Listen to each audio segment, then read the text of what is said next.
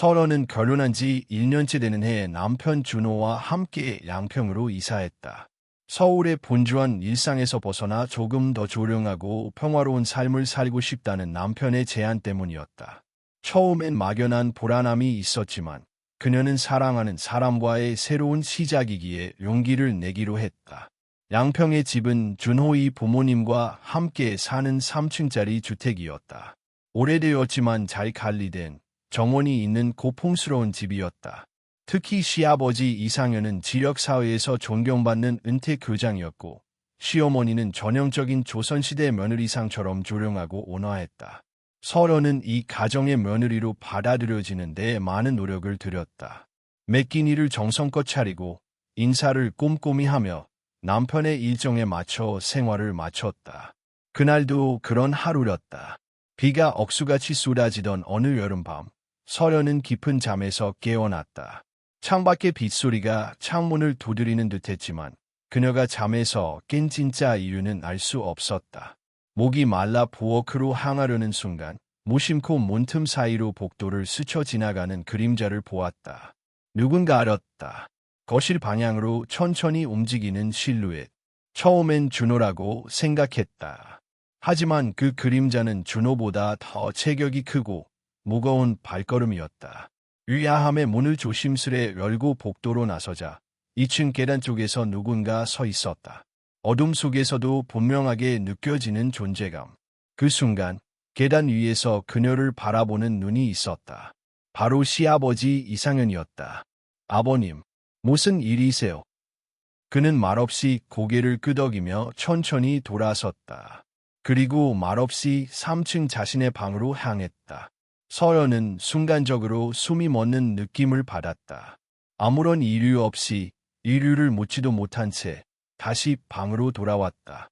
침대에 누웠지만 심장은 미친 듯이 뛰었고 머릿속은 멍해졌다.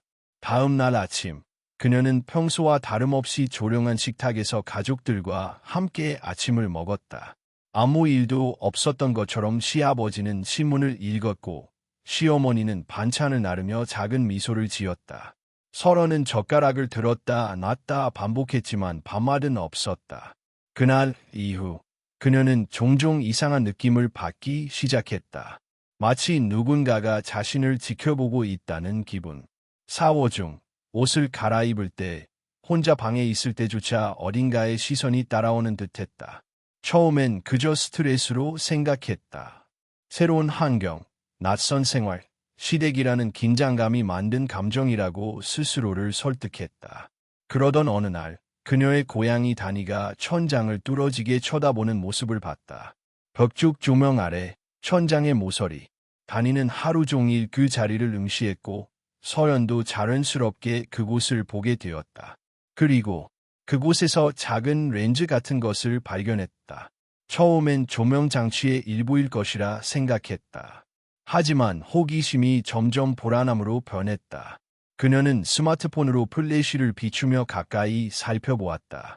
분명히 그건 카메라였다. 손이 떨렸다. 말이 나오지 않았다. 그 자리에서 그녀는 그대로 주저앉았다.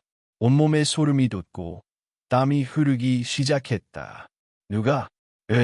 밤이 되자 그녀는 아무 일도 없는 듯 행동하며 남편 준호에게 조심스럽게 물었다. 나고 혹시 우리 방 조명 수리한 적 있어? 기억 안 나는데. 그냥 다니가 계속 천장을 쳐다봐서 이상해서 말이야. 준호는 웃으며 말했다. 다니도 심심한가 보지. 괜히 그런 거에 신경 쓰지 마. 그의 무심한 반응에 설원은 입을 다물었다. 그는 몰랐을까? 아니면 알고도 모른 척하는 걸까? 그날 밤 설원은 혼자 방을 조사하기로 결심했다. 조명을 조심스럽게 보내했고 그 안에서 확실히 카메라 모듈을 발견했다. 작고 정교한 장치. 그것은 단순한 취미나 호기심으로는 설치될 수 없는 정밀한 장비였다. 그녀는 증거를 사진으로 찍고 조용히 다시 조립해 원래대로 돌려놓았다. 그 어떤 소리도 내지 않았다. 하지만 마음속에서는 이미 큰 균열이 시작되었다. 며칠 후 더 충격적인 일이 벌어졌다. 누군가로부터 우편물이 도착했다. 발신인 없는 회색 봉투. 그 안에는 USB 하나가 들어있었다. 그날 밤 그녀는 조심스럽게 노트북에 USB를 연결했다. 그리고 나타난 영상 파일들. 거기에는 자신이 있었다. 샤워를 하던 장면, 옷을 갈아입는 모습, 책을 읽고 잠드는 평범한 밤의 기록까지 모든 것이 담겨 있었다. 여러 각도, 여러 시간, 심지어 최근 영상도 있었다. 서연은 숨을 쉴 수 없었다. 창백해진 얼굴로 화면을 덮고 그대로 바닥에 주저앉았다. 눈물이 뺨을 타고 흘렀다. 그 순간 그녀는 확신했다. 이 집엔 무언가 끔찍한 비밀이 있다. 그리고 누군가는 지금도 계속 그녀를 보고 있다. 서연은 밤새 한숨도 자지 못했다. 영상 속 자신의 모습이 머릿속에서 떠나지 않았다. 고통, 수치, 공포가 얽히고 설켜 몸을 움직일 수 없게 만들었다. 단순한 불쾌감을 넘어서 삶 전체가 훼손된 느낌이었다. 누군가가 자신의 가장 사적인 공간을, 가장 나약한 순간을 기록하고 그것을 우편으로 보냈다. 이건 단순한 간음증이 아니었다. 명백한 범죄였다. 다음 날 아침, 그녀는 평소보다 일찍 집을 나섰다. 남편이나 시댁 식구들에게 아무 말도 하지 않았다. 어딘가로 도망치고 싶은 충동이 치밀었지만 서연은 도망치지 않기로 했다. 도리어 끝까지 맞서기로 결심했다. 우선 경찰서로 향했다. 담당 경찰에게 USB를 건네고 지금까지의 상황을 상세히 설명했다. 몰래카메라 설치, 복도에서의 섬뜩한 만남, 렌즈 발견, 그리고 영상. 담당 형사는 심각한 표정으로 USB를 받아들고 말했다. 말씀하신 내용이 사실이라면 이건 사생활 침해와 불법 촬영물 유포에 해당하는 중대한 범죄입니다. 바로 디지털 성범죄 수사팀의 사건을 이관하겠습니다. 서연은 고개를 끄덕였다. 말 한마디 한마디가 목에 걸리는 듯 아팠지만 이 침묵을 더는 이어갈 수 없었다. 누군가 그녀를 보며 웃고 있었고 또 다른 피해자가 생길 수도 있었다. 그럴 수는 없었다. 며칠 후 경찰로부터 연락이 왔다. 디지털 포렌식 결과가 나왔다는 소식이었다. USB에는 최소 60개 이상의 불법 촬영 영상이 저장되어 있었고 대부분의 촬영 대상은 서연이었다. 그중 일부는 해외 웹사이트에 업로드된 흔적까지 있었다. 경찰은 즉시 수사를 확대했고 가장 먼저 의심된 인물은 가족 내부였다. 서연의 머릿속에 한 사람이 떠올랐다. 시아버지 이상현. 복도에서 만났던 그날 밤 이후 그의 존재가 무의식 중에도 공포로 각인되어 있었다. 그리고 하나 더, 남편 준호의 사촌동생 태석. 결혼 초기 그가 전기 수리를 하러 집에 들렀던 일이 있었다. 낯설고 무표정한 얼굴. 말을 거의 하지 않았지만 그녀는 그날 그의 눈빛을 기억하고 있었다. 경찰은 조사를 이어가며 사건과 관련된 가능성 있는 인물들을 하나하나 정리해 나갔다. 그 과정에서 놀라운 사실이 드러났다. USB에 저장된 데이터 중 일부는 단순한 촬영물이 아니라 편집된 영상이었다. 클로즈업, 느린 장면, 필터. 이것은 단순한 설치범의 수행이 아니라 체계적이고 계획적인 범죄였다. 경찰은 의심 가는 인물 중 하나인 태석의 컴퓨터를 조사했다. 수상한 파일은 발견되지 않았지만 그의 집 근처 PC방 접속 기록이 포착되었다. 그가 자주 이용하던 컴퓨터의 IP 주소와 USB 영상 업로드 시점의 IP가 일치했다. 결정적인 증거였다. 경찰은 태석을 긴급 체포했고 그는 처음에는 모든 혐의를 부인했다. 하지만 압수수색 과정에서 추가적인 증거들이 나왔고 끝내 그는 입을 열었다. 내가 직접 설치하진 않았습니다. 장비는 아버지, 아니, 준호 아버지가 줬어요. 서연은 그 진술을 듣고 바닥에 주저앉을 수밖에 없었다. 시아버지 이상현. 그는 단순히 묵인한 게 아니라 이 모든 일의 시작이었다. 태석은 구체적으로 진술했다. 이상현은 자신이 직접 설치하기 어려운 장비를 태석에게 맡겼고 촬영된 영상 중 일부는 이상현도 봤다고 했다. 처음엔 단순한 호기심이었다고 했습니다. 며느리가 얼마나 순진한지 보고 싶었다고요. 전 그냥 돈만 폰받고 했을 뿐이에요. 그 진술은 서연에게 더할 수 없는 고통이었다. 가장 안전해야 할 공간, 가장 신뢰해야 할 존재에게 배신당했다. 단지 가족이라는 이유로, 단지 며느리라는 이유로 그녀는 인간이 아닌 대상이 되어버렸다. 이후 상황은 빠르게 진행됐다. 이상현은 경찰 조사에 불응했지만 그의 방에서 발견된 하드디스크에서 다수의 영상이 복구되었다. 그는 결국 구속되었고 언론은 이 사건을 대서특필했다. 지역사회에서 존경받던 전직 교장의 몰락, 시대 내부에서 벌어진 성범죄, 사회는 충격에 빠졌고 여론은 분노로 끌어올랐다. 하지만 이 사건은 여기서 끝나지 않았다. 경찰은 또 다른 제보를 받았다. 다른 지역에서도 유사한 피해를 입었다는 여성의 신고였다.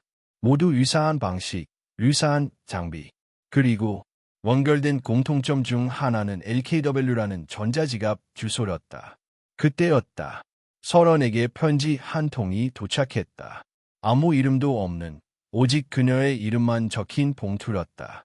파란 잉크로 쓰인 손편지에는 다음과 같은 문장이 있었다. 이 모든 일의 배우는 따로 있습니다. 태석과 이상현은 단지 도구일 뿐입니다. 그들을 조종한 자는 이강우, 준호의 이복 동생입니다. 조심하세요. 그는 아직 자유롭습니다. 서른은 얼어붙었다. 준호에게 그런 동생이 있다는 이야기를 들은 적이 없었다. 감춰진 가족, 숨겨진 과거, 그리고 지금도 어딘가에서 자신을 지켜보는 자. 그날 밤, 그녀는 혼자 생각에 잠겼다. 이 모든 일은 단순한 범죄가 아니라 집단적이며 체계적인 감시와 통제였다. 그리고 아직 끝나지 않았다. 편지를 읽은 그날 밤, 서련은 잠들 수 없었다. 머릿속은 혼란으로 가득했고 심장은 계속해서 두근거렸다. 이강우라는 이름은 그녀의 기억 속에 존재하지 않았다. 준호와 결혼한 이후 시댁에 관련된 이야기는 대부분 들었지만 그런 인물이 있다는 말은 단 한 번도 들어본 적이 없었다.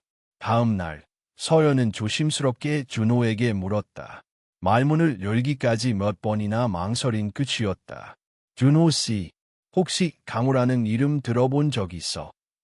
준호는 눈을 크게 떴다. 놀란 기색이 역력했다. 그 이름을 누군가 편지를 보냈어. 당신의 이복 동생이라고 했어. 강우라는 사람이 이번 사건의 배우라고. 준호는 얼굴이 굳었다. 그리고는 입술을 깨물었다. 강우는 우리 아버지의 혼의 자식이야. 어릴 적에 잠깐 본 적 있어. 그때는 그냥 친척이라고 들었지. 나중에 알았어. 아버지가 결혼 전에 벌인 일이었고 할머니가 족보에서도 그 이름을 없애버렸대. 그는 깊은 숨을 내쉬며 말을 이었다. 아버지는 그 존재 자체를 부정했어.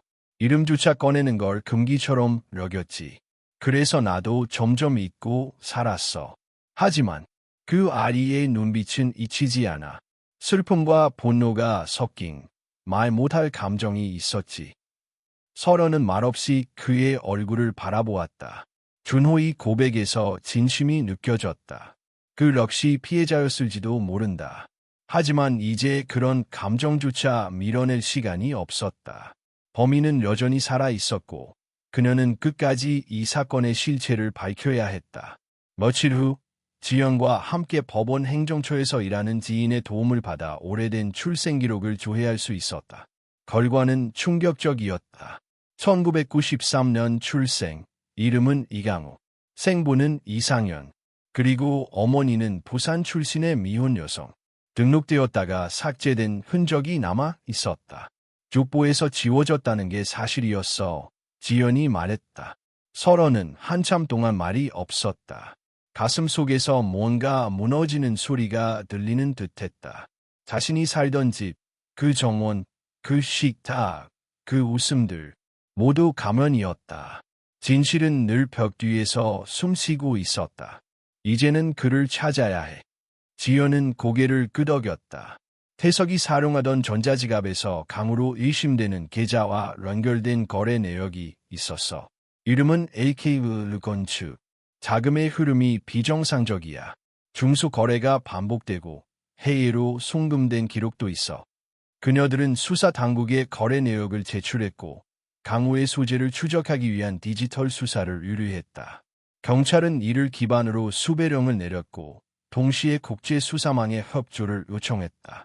그러던 어느 날 서연은 또 하나의 봉투를 받았다. 이번엔 우편이 아닌 북카페 문 앞에 누군가 직접 놓고 간 흔적이었다. 흰 봉투 안에는 작은 USB 하나가 들어 있었다.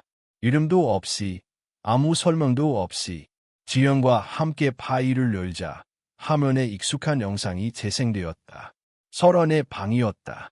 강릉 원룸, 계곡이 내려다 보이는 창문, 그리고 그녀가 혼자 커피를 마시며 책을 읽고 있는 모습.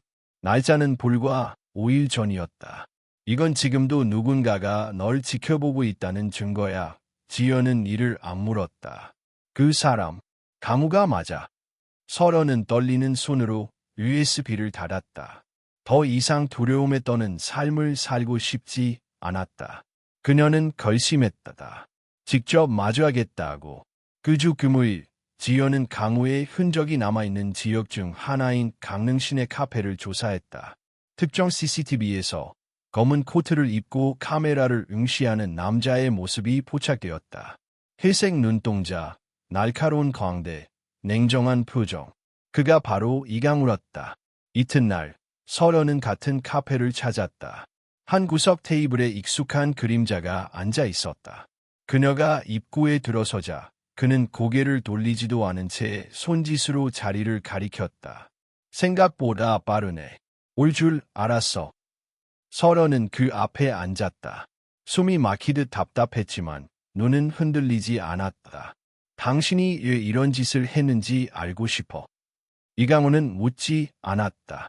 오히려 서늘한 눈빛으로 그녀를 바라보았다. 나는 내가 불쌍해서 시작했어. 이 집, 이 가족, 이 구조 속에서 내가 얼마나 고립되어 있었는지 보렸거든. 그게 보냈어. 내가 아니라 너를 둘러싼 시스템이. 그래서 날 지켜보며 영상을 찍고 협박하고 인생을 파괴한 이유가 그거야. 아니, 내가 깨어나길 바랐어. 진실을 마주하길. 내가 가장 혐오하는 건 침묵이야. 너도 처음엔 눈치챘잖아. 근데 신고하지 않았지. 그 선택이 결국 이 모든 걸 키운 거야. 설연은 입술을 깨물었다. 그의 말은 잔인했지만 정확히 그녀의 가장 약한 부분을 찔렀다. 침묵, 두려움, 회피. 그럼 이제 말해. 너 날 어떻게 끝내려고 해?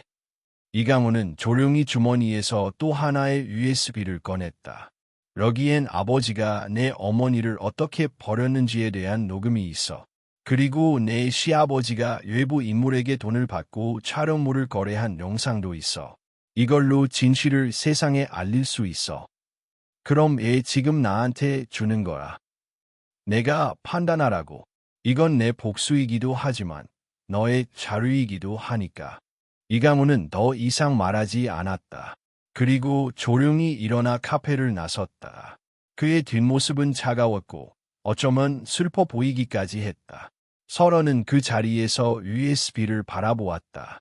그 안에 담긴 진실은 또 다른 파묘를 불러올 수도 있었다. 하지만 동시에 다시는 같은 일이 반복되지 않도록 할 수 있는 열쇠이기도 했다. 그리고 그녀는 결심했다. 진실은 숨길 수 없다. 숨겨야 할 것도 아니다. 설연은 USB를 손에 쥔 채 한참 동안 움직이지 못했다. 카페의 웅성거림도 창밖의 빗소리도 귀에 들어오지 않았다. 한 남자의 복수, 한 여자의 각성, 그리고 한 가족의 붕괴가 담긴 이 작은 장치 안에 담긴 무게는 상상 이상이었다. 그녀는 지연에게 전화를 걸었다. 지금 카페야. 이강우를 만났어. USB도 받았어. 정말 모든 게 담겨 있어. 지연은 잠시 침묵하다가 말했다. 설연아, 너 혼자선 감당할 수 없어. 우리 같이 하자. 이제 내 이야기가 아니라 우리 모두의 이야기야. 그날 밤, 두 사람은 북카페의 작은 창고에 앉아 USB를 열었다. 첫 번째 파일은 오래된 녹음이었다. 음질은 다소 거칠었지만 목소리는 분명했다. 이상현, 설현의 시아버지였다. 그는 다른 남성과 통화 중이었고 서슬 퍼런 목소리로 말했다. 그 아이, 낳지 마. 또는 내가 보내줄 테니 병원에 데려가. 그건 실수였고 내 인생에 끌어들일 수 없어. 설현은 입을 틀어막았다. 이강우의 어머니에 대한 이야기였다. 그 아이는 태어나지도 않은 채 존재를 지워졌고 결국 세상의 그늘에서 자라야 했다. 이강우의 분노가 이해될 것 같았다. 하지만 그가 저지른 일들을 용서할 수는 없었다. 두 번째 파일은 더욱 충격적이었다. 영상 속에서 이상현은 중년 남성과 어두운 방에서 USB를 주고받고 있었다.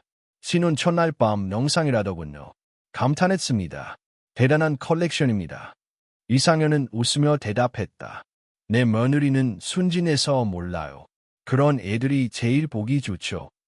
설현은 숨이 막혀왔다.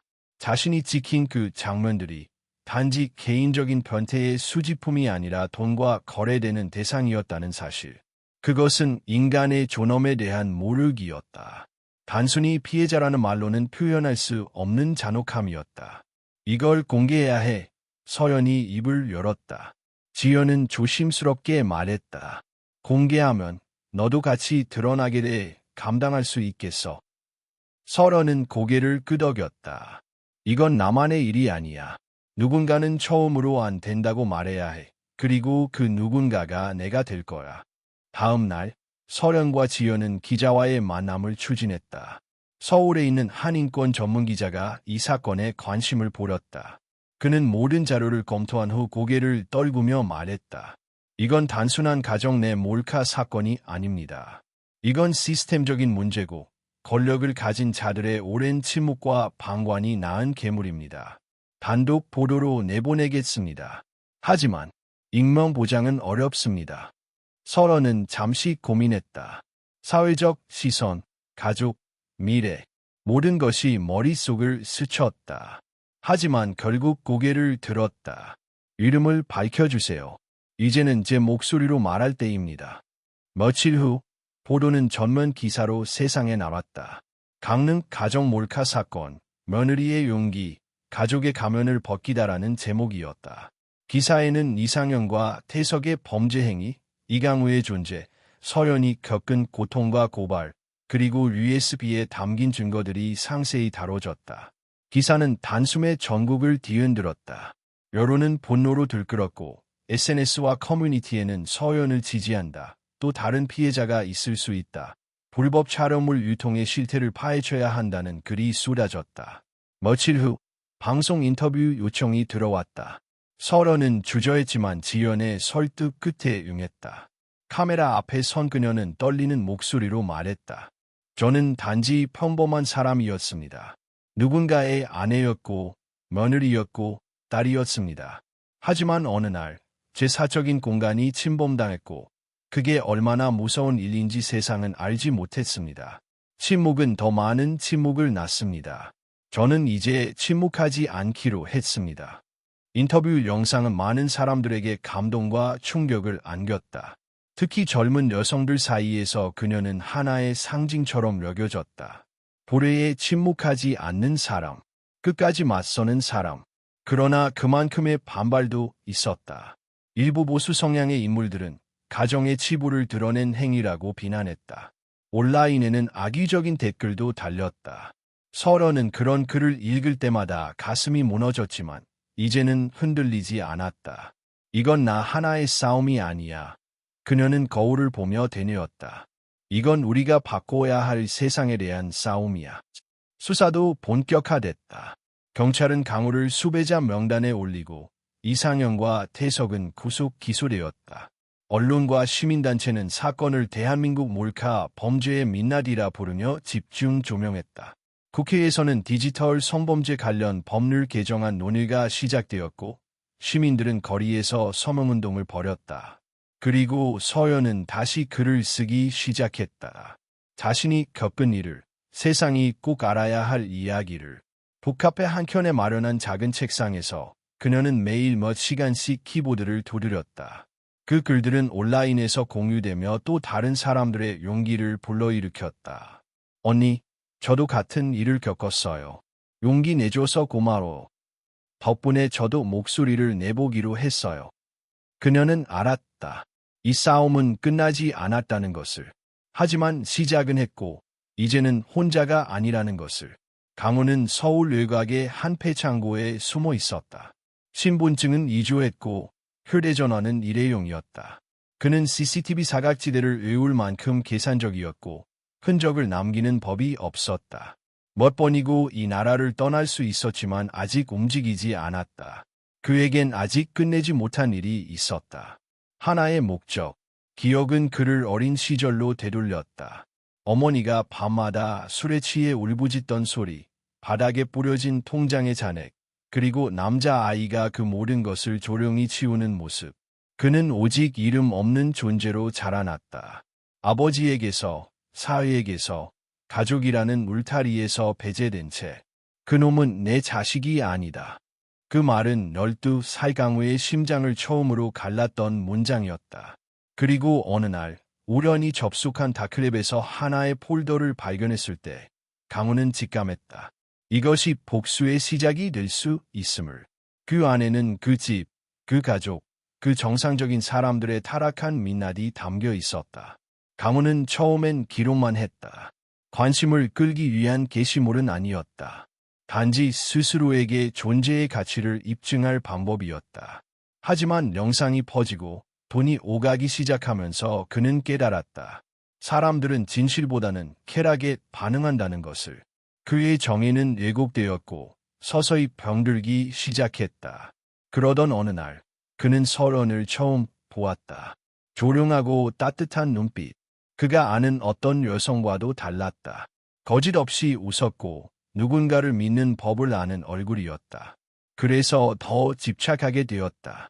그녀는 그 집의 가장 깨끗한 부분이자 가장 더럽힌 결과물이었다. 서른이 인터뷰를 하고 USB를 공개한 이후 강우는 모든 것을 예감했다. 이제 도망칠 시간이 얼마 남지 않았다는 것. 그는 감옥을 두려워하지 않았다. 하지만 이야기를 완성하지 못한 채 사라지고 싶지는 않았다. 그날 밤 강우는 자신의 마지막 게임을 준비했다. 서른은 어느 날 아침 자신이 운영하는 북카페 입구에 누군가 두고 간 작은 상자를 발견했다. 그 안에는 메모리 카드 하나와 손글씨 쪽지가 들어있었다. 선택해. 이걸 경찰에 넘기면 내가 사라지고 공개하지 않으면 진실은 묻힌다. 너의 이야기의 끝은 누구의 것이어야 할까? 서련은 메모리 카드를 들고 주저앉았다. 온몸에 전율이 흘렀다. 결국 강우가 다시 움직이기 시작한 것이다. 지연과 함께 메모리를 분석한 결과 그것은 단 하나의 영상 파일이었다. 영상은 아주 오래된 테이프에서 디지털로 전환된 듯 흐릿했지만 소리는 또렷했다. 이상현, 서연의 시아버지가 1993년경 한 여인과 병원 복도에서 말다툼하는 장면이었다. 그 아이 낳겠다고. 이게 너랑 나 사이의 마지막 거래야. 당신은 아버지가 될 자격 없어. 그래. 그래서 그 아이는 족보에서도 사라질 거라. 서연은 숨을 멈췄다. 그 대화는 강우의 존재, 그리고 그가 이렇게까지 집착했는지를 설명해주는 첫 단서였다. 그녀는 준호에게 전화를 걸었다. 모든 걸 설명했고 조용한 곳에서 만나자고 했다. 한강변의 벤치에서 두 사람은 마주 앉았다. 준호는 서련을 향해 말했다. 어렸을 때 아버지가 정원에서 누군가의 사진을 찍는 걸 본 적 있어. 슬픈 표정이었어. 지금 생각하면 그게 강우 어머니였던 것 같아. 서련은 고개를 숙였다. 강우가 괴물이 된 건 스스로 만든 지옥이 아니라 누군가가 만들어 놓은 감옥 때문이었어. 준호는 말을 잇지 못했다.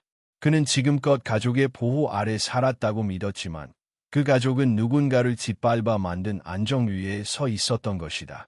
며칠 후 강우는 자진해서 경찰에 나타났다. 이유는 단 하나. 서련과 마지막 대면을 원했기 때문이다. 대질 신문실, 투명 유리창 너머 두 사람은 마주 앉았다. 이젠 끝났어. 서련이 말했다. 강우는 미소 지었다. 아니, 이제 시작이야. 너는 이 집의 진실을 세상에 드러냈고 나는 그걸 도운 유일한 사람이지. 도운 게 아니라 무너뜨렸어. 넌 또 다른 가해자야. 그래, 난 악당일지도 몰라. 하지만 세상은 너 같은 사람이 없으면 절대 눈치채지 못해. 얼마나 많은 사람들이 이런 일을 당해도 그냥 덮고 살잖아. 넌 다른 선택을 했고, 그게 우리 모두의 균열을 만들었어. 서연은 침묵했다. 그는 여전히 타인의 고통을 도구로 사용하며 자신의 정당성을 주장하고 있었다. 하지만 한편으로 그의 말이 완전히 틀리지 않았다는 걸 부정할 수는 없었다. 신문이 끝나고 강우는 곧바로 구속되었다. 공범으로서, 조력자로서, 그리고 협박자로서 그는 모든 혐의를 인정했다. 하지만 서연의 내면에는 알 수 없는 공허함이 남았다. 이 싸움은 이긴 것일까? 아니면 단지 끝낸 것일까? 강우가 남긴 말들이 자꾸 머릿속에 맴돌았다. 당신은 이야기의 주인공이야. 그 이선적인 가족의 가면을 벗긴 여주인공. 서연은 창밖을 바라보았다. 사람들은 북적이고 하늘은 여느 때처럼 맑았다. 하지만 그녀의 마음속엔 여전히 비가 내리고 있었다. 그녀는 마지막으로 다짐했다. 이 모든 이야기를 글로 남기겠다고.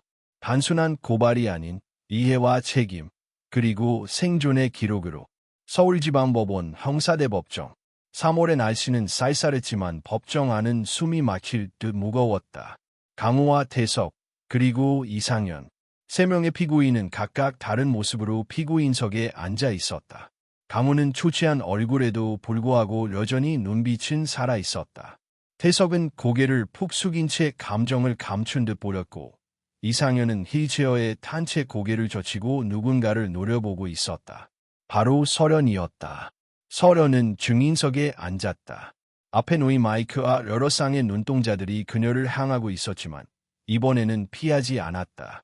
이 자리에 선 이유는 단 하나. 침묵을 끊기 위해서였다. 검사는 그녀에게 물었다. 피해자 김서연 씨, 사건을 인지하게 된 시점부터 말씀해 주십시오. 서연은 깊게 숨을 들이마셨다. 처음엔 이상했습니다. 집안 곳곳에서 느껴지는 시선, 낯선 기분, 그리고 발견된 작은 카메라. 시아버지의 방에서 시작됐고 남편의 무관심 속에 방치되었습니다. 저는 제가 예민하다고 생각하며 스스로를 탓했습니다. 하지만 그것은 착각이었습니다. 저는 감시당하고 있었고 제 모든 사생활이 누군가의 손에 조각조각 흩어지고 있었던 겁니다. 법정은 조용했다. 사람들의 숨소리마저 조심스러워졌다. 그 고통은 단지 영상에 찍혔다는 사실 때문만이 아니었습니다. 내가 믿었던 사람들이 그걸 묵인했고 심지어 일부는 즐기기까지 했다는 사실. 그게 더 끔찍했습니다. 검사는 조용히 고개를 끄덕였다. 당신은 그 후에도 또 다른 피해를 당했죠. 네, 도망치듯 강릉으로 이사했지만 그곳에서도 또다시 감시당하고 있었습니다. 새로운 집, 새로운 공간에서도 저는 안전하지 않았습니다. 그러다 이강우 씨로부터 메시지를 받았습니다. 그리고 USB를 통해 진실의 일부를 알게 되었습니다. 그 순간 강우가 작게 웃었다. 서련은 그를 응시하며 말했다.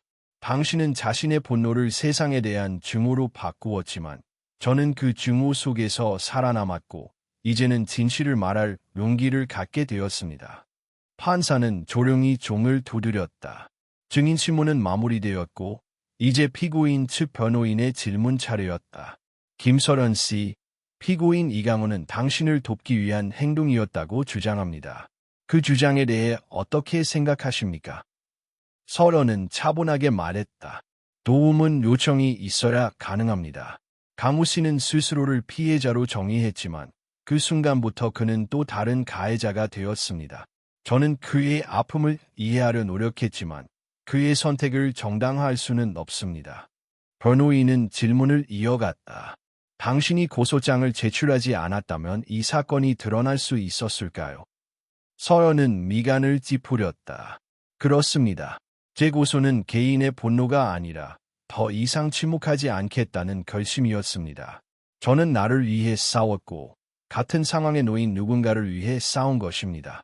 재판이 끝난 후 법원 앞은 언론으로 북적였다. 마이크와 카메라가 그녀를 향해 몰려왔고 기자들이 소리쳤다. 김서연 씨, 이 사건이 사회에 던지는 메시지는 무엇입니까? 서연은 천천히 카메라를 바라보며 말했다. 가정은 보호받아야 할 공간이어야 합니다. 감시의 공간이 되어선 안 됩니다. 그리고 피해자가 침묵을 강요받는 세상이 아니라 용기 있게 말할 수 있는 세상이 되길 바랍니다.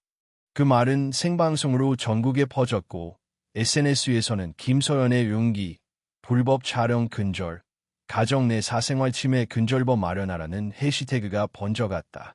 며칠 뒤 국회에서는 관련 법 개정안이 논의되기 시작했다. 디지털 성범죄에 대한 처벌 수위를 높이고 가정 내 사생활 침해도 형사처벌이 가능하도록 법안을 보완하자는 움직임이었다. 서연은 자신이 법을 만든 것은 아니지만 한 걸음을 내디딘 사람이 되었다는 것을 느꼈다. 하지만 명의와 조명의 반대편에는 냉소와 악의도 있었다.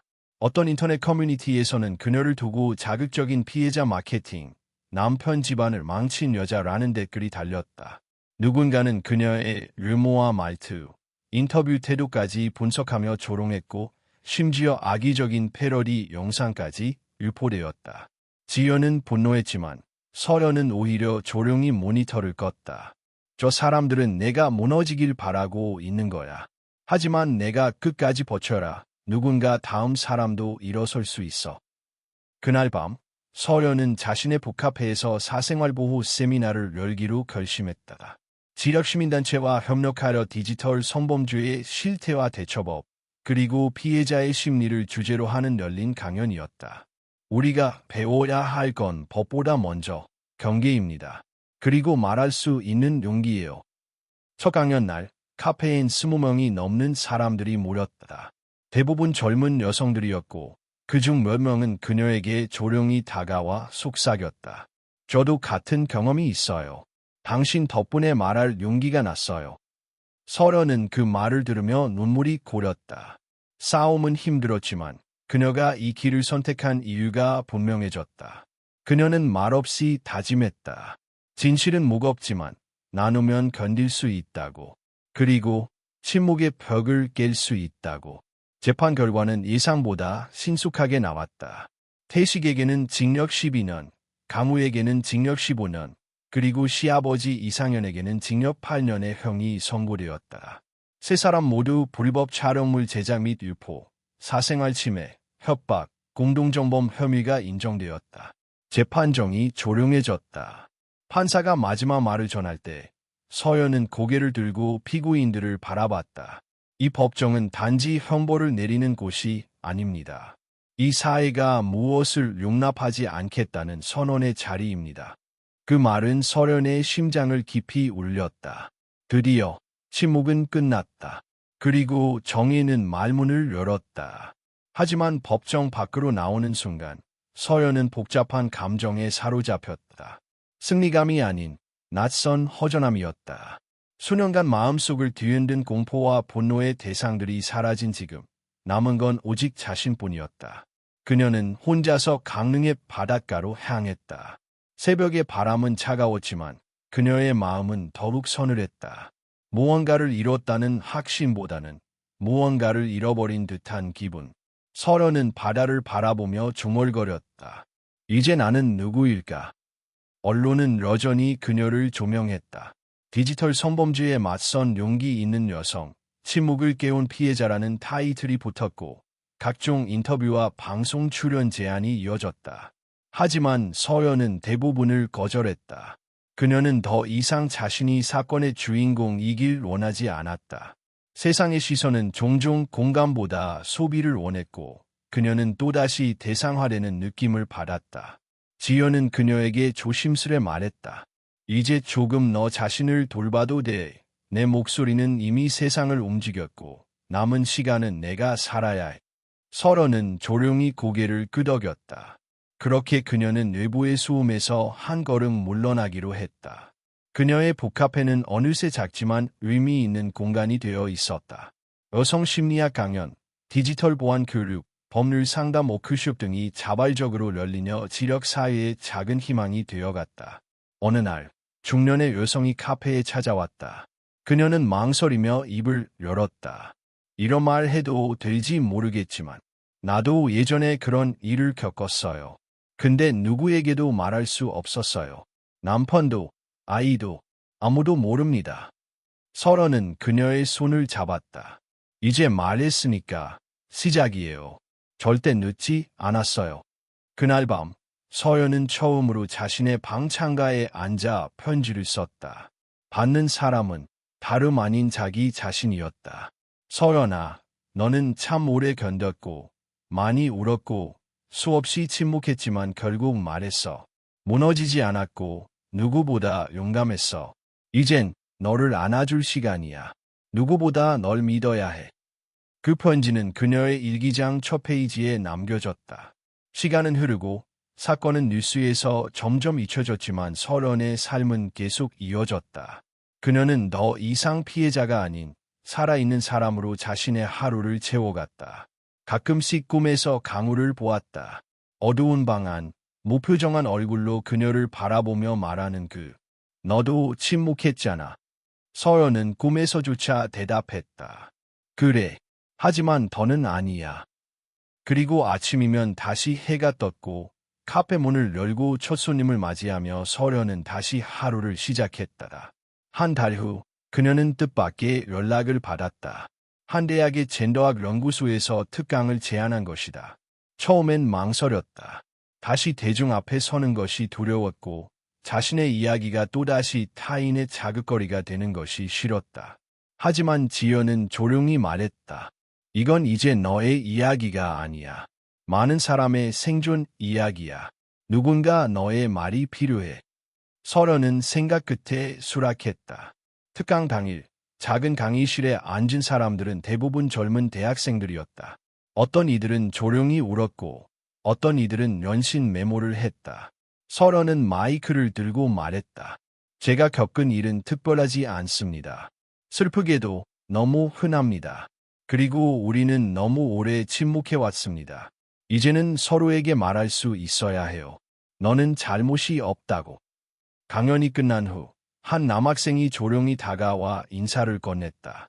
누나, 고맙습니다. 제 여동생도 같은 일을 겪었어요. 가족들이 아무 말도 못했는데 오늘 용기를 냈어요. 서연은 그의 어깨를 가볍게 두드리며 미소 지었다.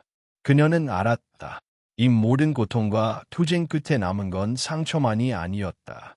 그것은 런결이었다. 봄이 깊어가던 어느 날, 서연은 카페 유리창 너머로 흩날리는 벚꽃을 바라보며 커피를 내리고 있었다. 강릉의 바다는 여전히 조용했고 그녀의 삶도 이제 조금씩 제자리를 찾아가고 있었다. 그러나 그녀는 알고 있었다. 상처는 아물지 않아도 견뎌낼 수 있다는 것.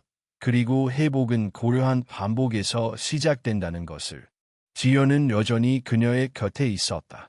매주 서울에서 내려와 법률 상담 워크숍을 도와주고 자주 오가는 연락은 이젠 친구 이상 자매 같은 존재가 되었다.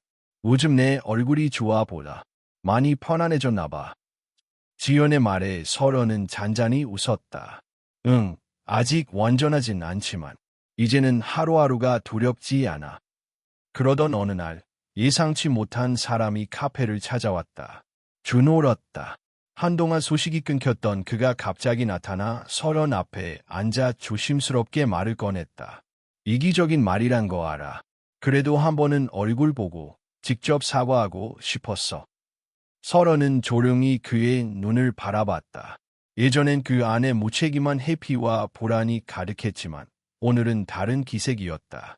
후회와 책임감, 그리고 늦은 깨달음. 그땐 난 내 말을 믿지 않았어. 아버지와 가족이라는 이름에 눈이 멀어서 너한테 무슨 일이 벌어지고 있었는지 보지 못했지. 정말 미안해. 서연은 천천히 머리를 끄덕였다. 당신의 사과 받아들여. 그게 내가 자유로워지는 방법이니까. 하지만 우리가 돌아갈 수는 없어.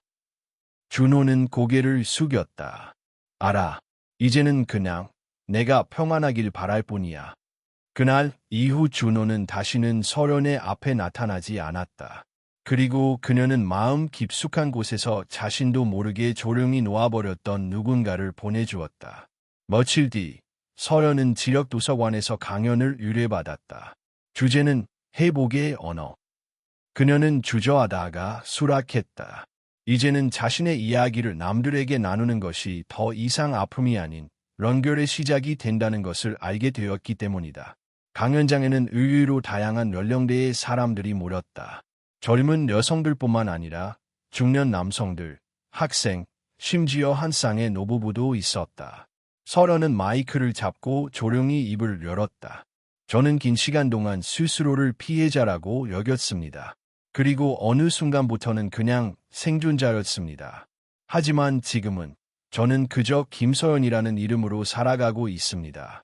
누군가의 아내도 며느리도 아닌 나 자신의 주인으로. 강연이 끝난 후 한 중년 남성이 조심스레 다가왔다. 혹시 기억하실지 모르겠지만 예전에 당신을 진료했던 정신과 의사입니다. 당신이 다시 이렇게 서 있는 걸 보니 정말 다행이네요. 설원은 놀랐지만 따뜻한 미소로 인사했다. 그땐 정말 아무 말도 못했죠. 네, 하지만 이제는 당신의 말이 누군가에게 힘이 될 겁니다.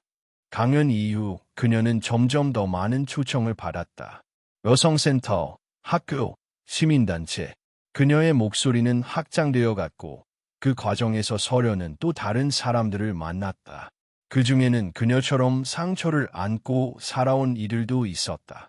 한 여대생은 강연 후 편지를 남겼다. 언니, 저도 한동안 세상에 분노하며 살았어요. 누구도 날 믿지 않았고 그냥 혼자 참고 견뎠죠. 그런데 언니의 이야기를 들으면서 처음으로 내 감정이 틀리지 않았다는 걸 알게 됐어요. 고맙습니다. 그 편지를 읽고 설연은 눈물을 삼켰다. 자신이 걸어온 길이 결코 헛되지 않았음을, 누군가에게는 등불이 될 수 있다는 사실에 가슴이 뭉클해졌다. 그러던 중 설연은 오래된 파일 하나를 정리하다가 잊고 있던 영상 클립을 발견했다. 그것은 그녀가 카메라를 처음 발견한 날 혼자서 찍었던 음성 메모였다.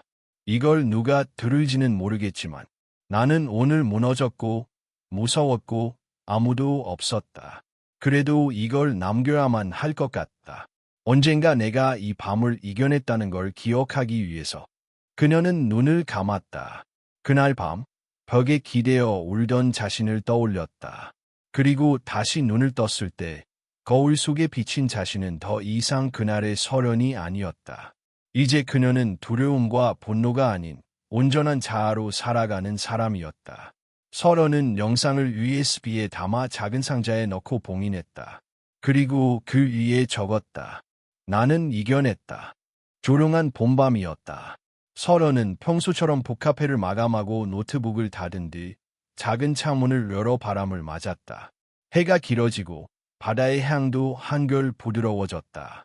그러나 그날 밤 그녀는 다시 그 감정을 느꼈다. 설명할 수 없는 이질감. 누군가가 바라보고 있다는 오래된 공포의 기척. 그 직감은 헛되지 않았다. 이튿날 아침 카페 우편함에 이상한 수포 하나가 도착했다. 보내는 사람 없이 낡은 회색 포장지. 설연은 손끝으로 조심스레 뜯었다. 안에는 작은 녹음기 하나와 쪽지, 그리고 한 장의 사진이 들어있었다. 사진은 몇 달 전 서연이 카페 안에서 커피를 내리고 있는 모습이었다. 일부 유리창 너머에서 찍힌 사진. 쪽지에는 짧은 문장이 적혀 있었다. 우리가 끝났다고 생각했나? 너는 지금도 감시당하고 있어.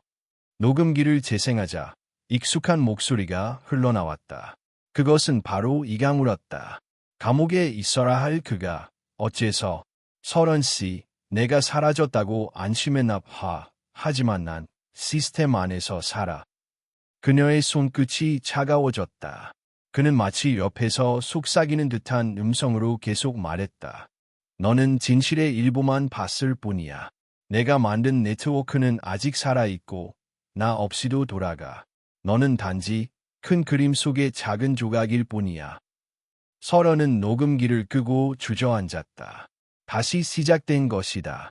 끝났다고 믿었던 싸움이 아직 끝나지 않았던 것이다. 그녀는 즉시 지연에게 연락했다. 지연은 전화를 받자마자 바로 강릉으로 내려왔다. 말도 안 돼. 이강우는 구속 상태야. 재판도 끝났고 판결문도 확정됐어. 그런데 이 소포는 뭐야? 사진은 어떻게 찍힌 거고 음성은 어떻게 녹음됐어? 설원은 녹음기를 그녀에게 건넸다. 지연은 정밀 분석을 위해 서울의 사이버 수사팀에 의뢰하겠다고 했다. 며칠 후 수사팀으로부터 연락이 왔다. 음성은 본명 이강우의 것이었다. 하지만 그것은 실시간이 아닌 미리 편집된 음성 합성 파일로 확인되었다.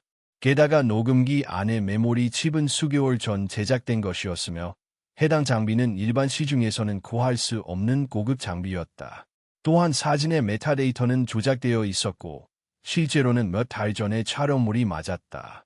즉, 누군가가 이강우의 과거 파일들을 이용해 여전히 살아있다는 한영을 만들어낸 것이다. 그럼 누가? 설원의 질문에 수사팀은 입을 다물었다. 그들 역시 불분명한 가능성 앞에서 확신을 갖지 못했다. 며칠 뒤 강릉 경찰서로부터 설원에게 연락이 왔다. 최근 감시 장비를 온라인에 판매한 계좌가 발견됐습니다. 추적해본 결과 이전에 태식과 연관되었던 IP와 일부 중복이 있습니다. 그 말은 누군가가 여전히 그들의 시스템을 유지하고 있다는 뜻이었다. 태식도 강우도 부재한 상태에서 설원은 처음으로 깨달았다. 이 싸움은 개인과의 싸움이 아니라 하나의 구조와의 전쟁이라는 것을. 그녀는 다시 선택의 기로에 섰다. 도망치듯 침묵하며 살아갈 수도 있었고 혹은 또 한 번 세상과 맞서 싸울 수도 있었다. 그날 밤 설원은 오래된 USB 하나를 꺼냈다. 과거 이강우가 넘겨주었던 녹음 파일, 영상 자료, 그리고 자신이 기록해두었던 일기, 감정의 조각들. 그녀는 결심했다. 이번에는 모든 것을 드러내기로. 지연과 함께 언론에 자료를 넘겼고 고발 기자회견을 준비했다. 그녀는 법률적으로 새로운 고소장을 작성하고 동시에 국회 여성가족위원회와 시민단체에 도움을 요청했다. 기자회견 날 서울의 한 시민단체 회의실은 기자들과 관계자들로 가득 찼다. 카메라 플래시가 번쩍였고 설원은 그 중심에 섰다. 이 사건은 단순한 개인의 범죄가 아닙니다. 시스템화된 감시와 침묵의 구조였습니다. 저는 오늘 이 자리에서 새로운 싸움을 선언합니다. 설원의 음성은 떨렸지만 단단했다. 우리는 언제까지 피해자의 역할로만 남아야 할까요? 더 이상 두려움 속에 살아서는 안 됩니다. 그녀의 발언은 곧 전국 뉴스로 보도되었고 사회 각계각층에서 논의가 일어났다. 누리꾼들은 찬사와 함께 우려도 표했다. 그 정도면 충분히 고생했는데 또 나서지. 이건 용기가 아니라 위험한 자극 아닌가. 하지만 동시에 수많은 여성들이 메시지를 보냈다. 고맙습니다. 저도 이제 말할 수 있을 것 같아요. 언니가 나서줘서 다행이에요. 설원은 모든 반응을 담담히 받아들였다. 왜냐하면 이번 싸움은 그들을 겨냥한 것이 아니라 침묵이라는 구조를 향한 것이었기 때문이다. 그날 밤 그녀는 다시 바닷가를 걸었다. 조용한 파도 소리, 바람에 흩날리는 머리카락, 그리고 밤하늘의 별빛. 그녀는 자신에게 말했다. 나는 무너지지 않았다. 그리고 다시는 숨지 않을 것이다. 설원의 기자회견 이후 전국은 다시 한 번 들끓었다. 뉴스에서는 강릉 몰카 조직 사건의 구조적 문제를 다루었고 주요 포털 사이트 실시간 검색어에는 그녀의 이름이 오르내렸다. 비난도 있었지만 응원은 더 많았다. 며칠 후 여성가족부와 법무부는 해당 사건을 중심으로 한 디지털 성범죄 근절을 위한 특별조사팀 구성을 발표했고 설원은 공식 자문인으로 초청되었다. 그녀는 잠시 망설였지만 수락했다. 이것이 단지 그녀만의 싸움이 아니라 수많은 사람들의 생존과 연결된 싸움이라는 걸 알았기 때문이다. 그러나 이 모든 이슈가 진정된 바로 그 무렵 예상치 못한 또 다른 고비가 찾아왔다. 그녀가 제출했던 자료 중 일부가 예부로 유출되어 인터넷 상에 퍼졌다는 사실이 확인된 것이다. 영상은 아니었지만 사건의 세부 정황과 그녀의 개인 신상이 포함된 문건이었다. 그녀는 무너질 뻔했다. 다시 시작된 공포, 다시 올라오는 악몽. 하지만 이번엔 달랐다. 지연이, 준호, 그리고 수많은 연대자들이 즉시 움직였다. 사이버 수사대는 곧 유출 원인을 밝혀냈고 그것은 내부 고발을 위장한 악의적 언론사 직원의 단독 행동이었다. 그 사람은 구속되었고 서연은 다시 한번 자신이 혼자가 아니라는 것을 깊이 실감했다. 이제 그녀는 단지 피해자도 생존자도 아닌 변화의 주체가 되어 있었다. 한 달 후 서연은 강릉의 북카페에서 조용한 독서회를 열었다. 주제는 여성의 서사. 이날 그녀는 처음으로 자신의 이야기를 책으로 출간했다. 책 제목은 나는 다시 나로 살기로 했다. 출간 기념 강연에서 서연은 담담히 말했다. 제가 이 책을 쓴 이유는 누군가에게 위로를 주고 싶어서가 아닙니다. 단지 누구도 침묵으로 고통받지 않기를 바라는 마음에서였습니다. 고통은 우리의 잘못이 아닙니다. 침묵은 선택이 아니라 구조에서 오는 생존 전략일 때도 있습니다. 그녀는 강연이 끝나고 청중과 함께 커피를 나누며 웃었다. 어느새 서연은 다시 웃을 수 있는 사람이 되어 있었다. 며칠 후 준호는 다시 서연을 찾아왔다. 그날 이후 매일 생각했어. 내가 어떻게 살아야 너한테 조금이라도 용서를 구할 수 있을까? 아직도 답은 못 찾았지만 나도 이제 너처럼 내 과거와 정면으로 마주하고 싶어. 서연은 조용히 고개를 끄덕였다. 사과보다 더 중요한 건 내가 변한 모습을 행동으로 보여주는 거야. 나도, 너도 이제부터는 각자의 방식으로 책임을 지고 살아가야 해. 그들은 헤어진 부부였지만 인간으로서 서로를 이해할 수 있었다. 그것이면 충분했다. 그날 밤 서연은 바닷가로 나갔다. 조용히 흘러가는 물결, 별빛이 떨어지는 하늘 아래 그녀는 신발을 벗고 파도에 발을 담갔다. 바람이 부드럽게 밤을 스쳤고 그녀는 속삭였다. 나는 다시 태어난 거야. 몇 달 후 서연은 NGO 단체와 협력하여 숨이라는 이름의 디지털 성범죄 피해자 지원센터를 설립했다. 이곳은 단순한 법률 상담이나 구조적 대응에 그치지 않고 피해자의 심리 회복과 자존감 회복을 중심으로 한 프로그램을 운영했다. 그녀는 매주 1회 피해자들과 대화하고 편지를 쓰고 독서 모임을 이끌었다.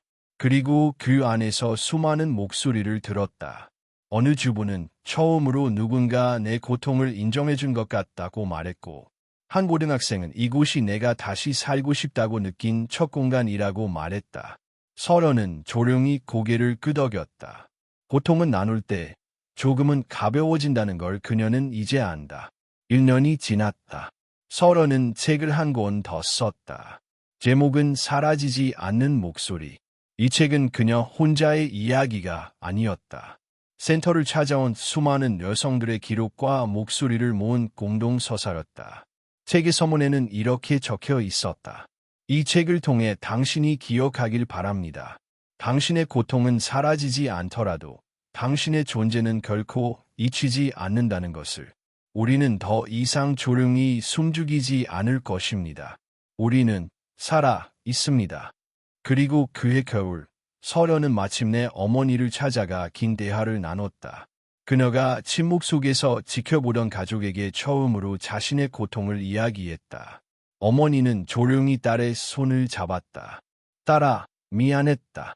너무 오래 널 강하게 키우는 게 사랑이라고 착각했구나. 이제는 엄마도 말할게.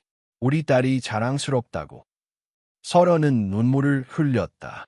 긴 시간 돌고 돌아 그녀는 마침내 있는 그대로의 자신을 인정받는 순간을 맞이한 것이었다. 이야기의 끝은 곧 새로운 시작이다. 서연은 이제 더 이상 과거에 갇힌 사람이 아니다.